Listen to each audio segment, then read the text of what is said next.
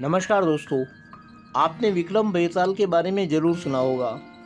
जी हाँ, वही विक्रम बेताल जिसमें विक्रम नाम का एक राजा बेताल नाम के एक मुर्दे को अपने कंधे पर लादकर निकल पड़ता है एक साधु के पास ले जाने के लिए, क्योंकि साधु यज्ञ कर रहे थे।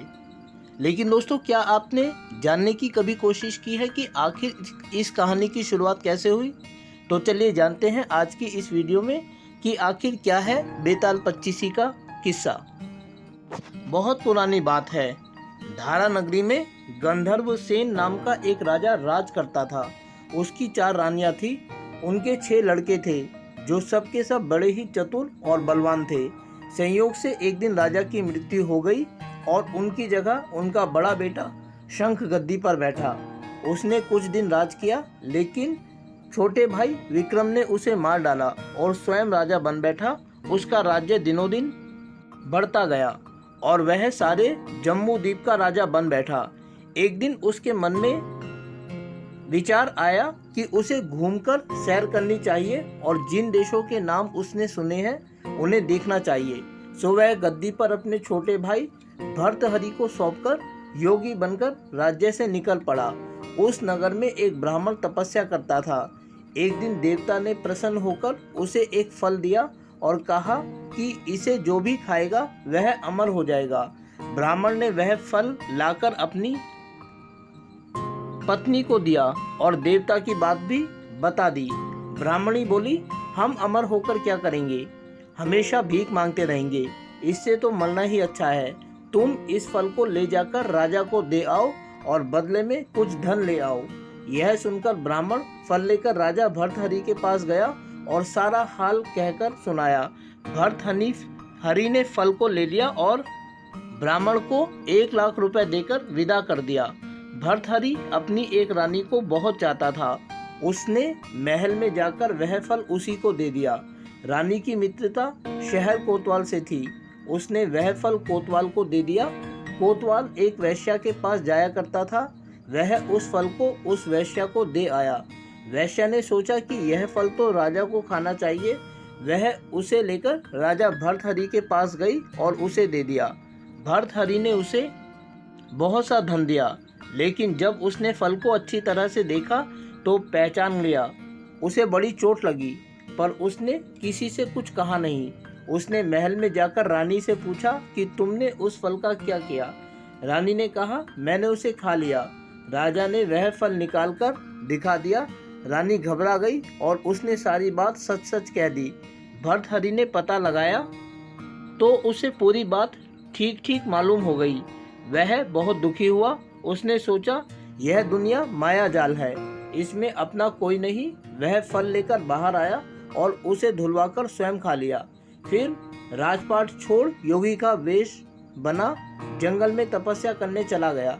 भर्तहरि के जंगल में चले जाने से विक्रम की गद्दी सूनी हो गई। जब राजा इंद्र को यह समाचार मिला तो उन्होंने एक देव को धारा नगरी की रखवाली के लिए भेज दिया। वह रात दिन वहीं रहने लगा। भर्तहरि के राजपाट छोड़कर वन में चले जाने की बात विक्रम को मालूम हुई तो वह लौटकर अपने देश में आया।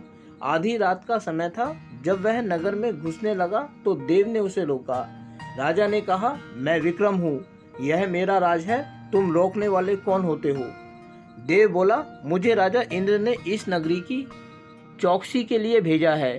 तुम सच्चे राजा विक्रम हो तो आओ, पहले मुझसे लड़ो। दोनों में लड़ाई हुई। राजा ने जरा सी देर में देव को पछाड़ दिया। तब देव बोला, हे राजन, तुमने मुझे हरा दिया, मैं तुम्हें जीवन दान देता हूँ। इसके बाद देव ने कहा, राजन, एक नगर और एक नक्षत्र में तुम 3 आदमी पैदा हुए थे। तुमने राजा के घर में जन्म लिया, दूसरे ने तेली के और तीसरे ने कुम्हार के। तुम यहाँ का राज करते हो। तेली पाताल का राज करता है। कुम्हार ने योग साधकर तेली को मारकर शमशान में पिशाच बना सिरब के पेड़ से लटका दिया है।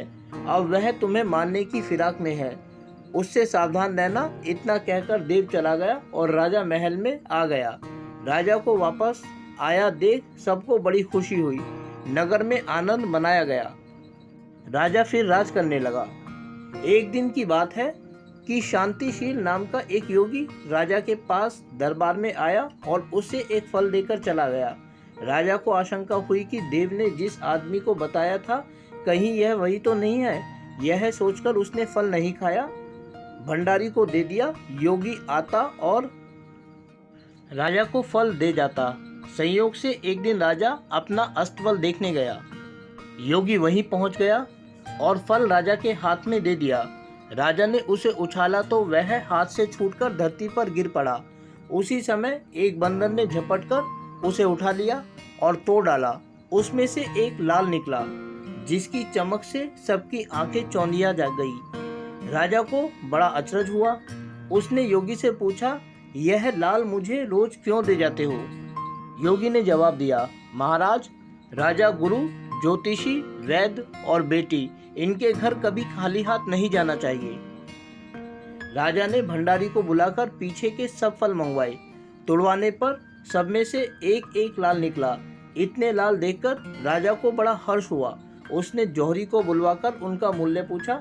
जौहरी बोला, महाराज, ये लाल इतने कीमती हैं कि इनका मोल करोड़ों रुपयों में भी नहीं आंका जा सकता। एक एक लाल एक एक राज्य के बराबर है। यह सुनकर राजा उसे अकेले में ले गया। वहां जाकर योगी ने कहा, महाराज, बात यह है कि गोदावरी नदी के किनारे मसान में मैं एक मंत्र सिद्ध कर रहा हूँ। उसके सिद्ध हो जाने पर मेरा मनोरथ पूरा हो जाएगा। तुम एक रात मेरे पास रहोगे तो मंत्र सिद्ध हो जाएगा।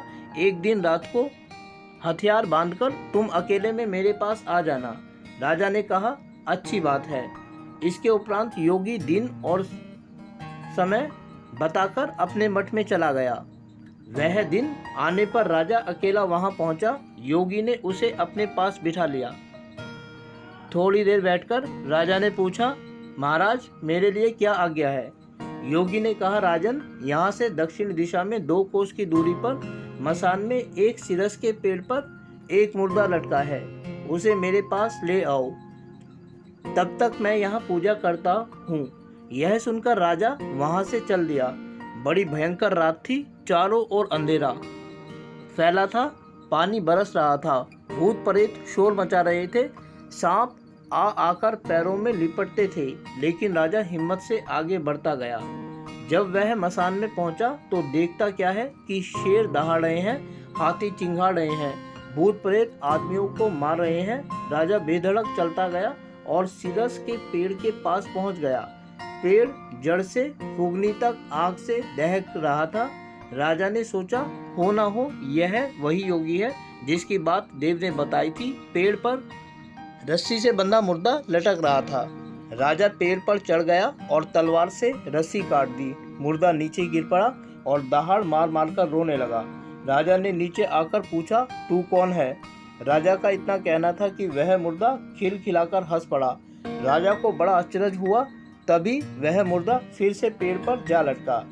राजा फिर चढ़कर ऊपर गया और रस्सी काट मुर्दे को बेगल में दबा नीचे लाया। राजा बोला, बता तू कौन है? मुर्दा चुप रहा।